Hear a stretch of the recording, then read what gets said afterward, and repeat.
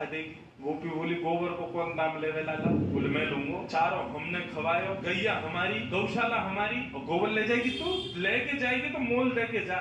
गोपी बोली लाला बता कहा दाम दूं? जितनो गोबर ले जाएगी उतनो मक्खन दे दे बदले। गोपी बोली अच्छा लाला ठीक है दे दूंगी मक्खन, ले जान दे अब मोल। ठाकुर जी बोले हम पे गिनती तो आवे ना, हम गिनती कैसे करेंगे तू कितनी गोबर ले गई? गोपी बोली अच्छा लाला एक काम करें। बोले कहा एक परात गोबर ले जावे पे तेरे मुंह पे एक गोबर की बिंदी बनाई दूंगी, पर अंत में उन सबरी बिंदी ने गिन लेंगे उतना मक्खन दे जाऊंगी।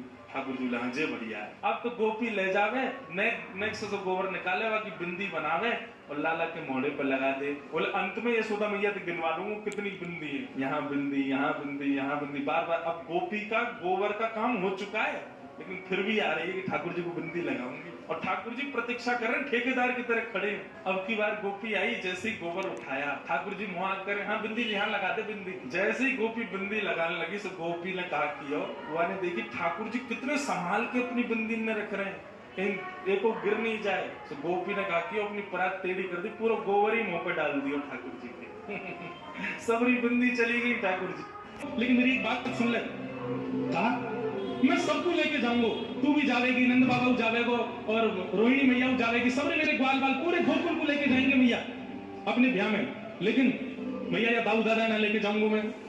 मैया बोली क्यों? दाऊ दादा तेरे बड़े भैया भाई को ना लेके जाएगा? बोले मैया वो गोरो है मैं कारो हूं, और कहीं ब्याह करते करते बहू ने दाऊ दादा देख लिया और वहां को मना के बोले ना ये कारी से ब्याह ना करूंगी, मैं तो गोरे से करूंगी, मेरा तो ब्याह टूट जाएगा मैया। लेकिन तू फिर भी चाहे कि मैं बलराम को लेके जाऊं, तो मुझे गोरो दुल्हा बनाएगी जो कहूं हसैना वहां की छोरी। ऐसे ठाकुर जी की मधुर लीला।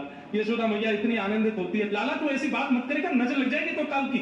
मैया ने बिहार में बड़े बड़े कढ़ाई रखी, तो उस दिन पुजारी जी से गलती ये हो गई कि सामने मिठाई रखवे की जगह, खीर रखवे की जगह उनने कड़ी रख दी।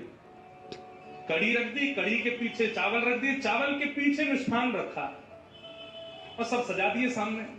और सजा करके रसोई घर की किवाड़ लगा के 45 मिनट का भोग लगता है, 45 मिनट के लिए पुजारी जी चले गए। 45 मिनट बाद जैसे ही पुजारी जी भीतर आए तो क्या देखा, सिंहासन पर ठाकुर जी है ही नहीं। ठाकुर जी है ही नहीं वहां पर। पुजारी जी बोले अरे भैया ठाकुर जी कहां गए? पूरे मंदिर में हल्ला है, वो सब इकट्ठे है गए, ठाकुर जी कहां चले गए? कोई ने कही बोले छोटे से ठाकुर जी हैं, सके इनमें कढ़ाइयन में गिर गए हो छानो। तो सिंहासन के आगे वाली जो कड़ी की कढ़ाई हिकाई जैसे ही छानी, तो जैसी छानी तो वहां में ठाकुर जी निकल आए। अब तो महाराज पुजारी जी बड़े जोर से हंसे, बोले अरे लाल जी को कड़ी इतनी भाग गई, इतनी बढ़िया लगी कड़ी की वहां में कूद